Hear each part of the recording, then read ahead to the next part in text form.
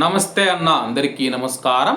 కువైట్లో 20 సంవత్సరాలకు పైగా తెలుగు ప్రజల నమ్మకం పొందిన ఏకైక కార్గో సంస్థ యూసఫ్ కార్గో సంస్థ. అలాగే ఇక్కడ తూకం వేసి ఎలా మీ సామాన్లను తీసుకుంటారో మీ ఇంటి దగ్గర తూకం వేసి జాగ్రత్తగా మీ యొక్క సామాన్లను మీ ఇంటికి చేరుస్తారు. ప్యాకింగ్ పూర్తిగా ఉచితం. ఎటువంటి పోర్ట్ ట్యాక్స్ కానీ డాక్యుమెంటేషన్ ఛార్జీలు కానీ ఇన్సూరెన్స్ ఛార్జీలు లేవు.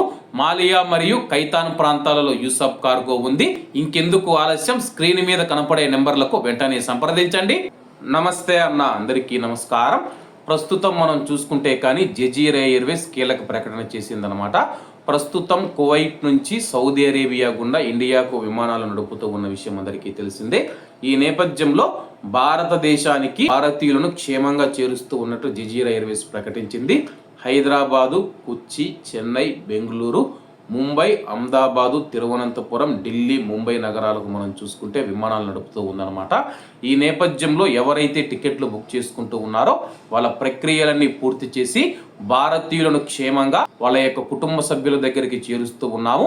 చాలా వరకు ప్రస్తుతం ఉన్న పరిస్థితుల్లో మనం చూసుకుంటే చాలా మంది భారతీయుల్లో ప్రవాసుల్లో ఆందోళన ఉందని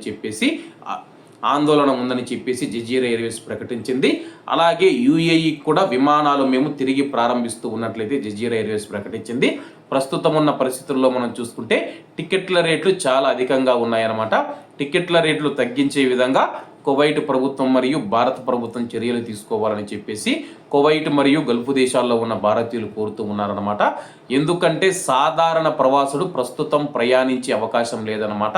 టికెట్ రేట్లు చూసుకుంటే కానీ 300 450 అని చెప్పేసి ప్రస్తుతం అయితే ధరలు అయితే నడుస్తూ ఉన్నాయి. ఒకప్పుడు 100 దినార్లు ఉన్న టికెట్ ఇప్పుడు 3 పెరిగిపోయిందని చెప్పేసి చాలా మంది అయితే కువైట్లోని భారతీయులు అయితే ఆవేదన వ్యక్తం చేస్తూ ఉన్నారు.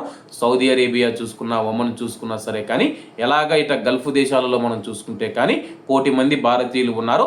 ఆ 1 కోటి మంది భారతీయులు కూడా ఆవేదన వ్యక్తం చేస్తూ ఉన్నారు. తమ యొక్క ప్రియమైన కుటుంబాన్ని కలుసుకోలేకపోతూ ఉన్నాము. చాలా మంది మనం చూసుకుంటే రంజాన్ పండుగ తర్వాత ఇంటికి పంపిస్తామని చెప్పి కువైటీ ప్రజలు కావచ్చు, లేకపోతే ఆయా దేశాలలో ఉన్న యజమానులు అయితే పని చేసే వారికి హామీ ఇచ్చారనమాట. ఈద్ పండుగ అయిపోతానే మీరు ఇండియాకు వెళ్ళిపోవచ్చు అని చెప్పేసి ప్రస్తుతం రేట్లు ఉన్న నేపథ్యంలో వాళ్ళు కూడా పట్టించుకోకపోవడం చాలా బాధాకరం. కాబట్టి అందరూ బాగుండాలి, అందులో మనం ఉండాలి. అందరికీ నమస్తే అన్న, జై హింద్.